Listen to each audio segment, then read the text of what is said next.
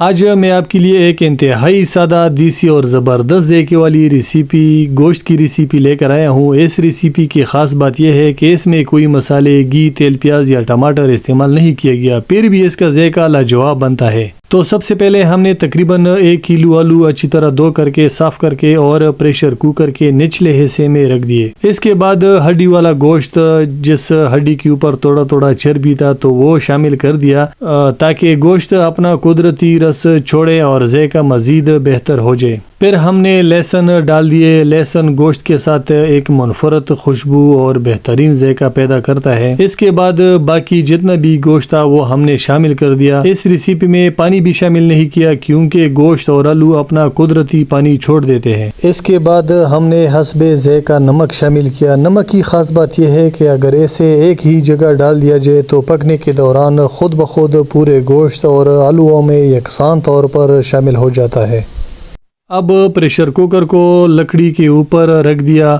شروع میں آگ تھوڑی تیز رکھے تاکہ کوکر اچھی طرح گرم ہو جائے۔ جب پریشر بننا شروع ہو گیا تو آگ کو ہلکا کر دیا اور تقریباً 40 سے 45 منٹ تک پکنے دیا۔ اگر گوشت بیچڑے کا ہو تو یہی وقت کافی ہوتا ہے۔ یہ تقریباً 2 کلو گوشت تھا بیچڑے کا۔ اگر بکرے یا دومبے کا گوشت ہو تو آدھے گھنٹے میں آرام سے تیار ہو جاتا ہے۔ تو مجھے دیسی انداز میں کھانا پکانا اور نئی نئی جگہوں کی سیر کرنا بہت پسند ہے، اس لیے میں اپنے سفر کو خوبصورت علاقوں اور دیسی منفرد ریسیپیز آپ لوگوں کے ساتھ شیئر کرتا ہوں۔ تو یہ ہے میرا ولاگنگ والا چینل۔ اس پہ میں زیادہ تر ولاگنگ کرتا ہوں، نیچر، بیوٹی، علاقے لوگوں کو دکھاتا ہوں۔ بعض ٹائم جب مجھے ٹائم مل جائے تو میں ریسیپی بھی بناتا ہوں۔ یہ میرا شوق ہے ریسیپی بنانا، یہ مجھے بہت اچھا لگتا ہے۔ تقریباً 45 منٹ کے بعد جب ہم نے پریشر کوکر کھولا تو سب سے پہلے اس کی خوشبو نے دل خوش کر دیا۔ جب گوشت چیک کیا تو بالکل نرم اور اچھی طرح گل چکا تھا، دیکھنے میں بھی لاجواب اور کھانے میں بھی بے حد مزیدار۔ اب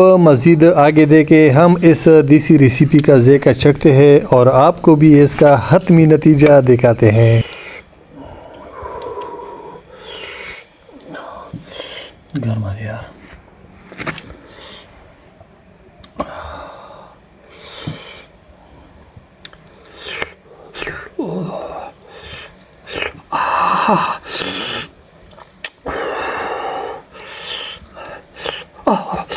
سما گرم ہے۔ اور اگر آپ کو یہ سادہ مگر مزیدار ریسیپی پسند آئی ہو تو ویڈیو کو لائک کرے، کمنٹ میں اپنی رائے دے اور اپنے دوستوں کے ساتھ شیئر کرے، سپورٹ کرے۔ اپنا خیال رکھے، اپنے بچوں کا خیال رکھے، اپنے دوستوں کا خیال رکھے، اپنے گھر والوں کا خیال رکھے۔ انشاءاللہ ملیں گے ایک نئی مقام پر نئی ویڈیو کے ساتھ۔ تب تک ہمیں دیجیے اجازت۔ اللہ حافظ۔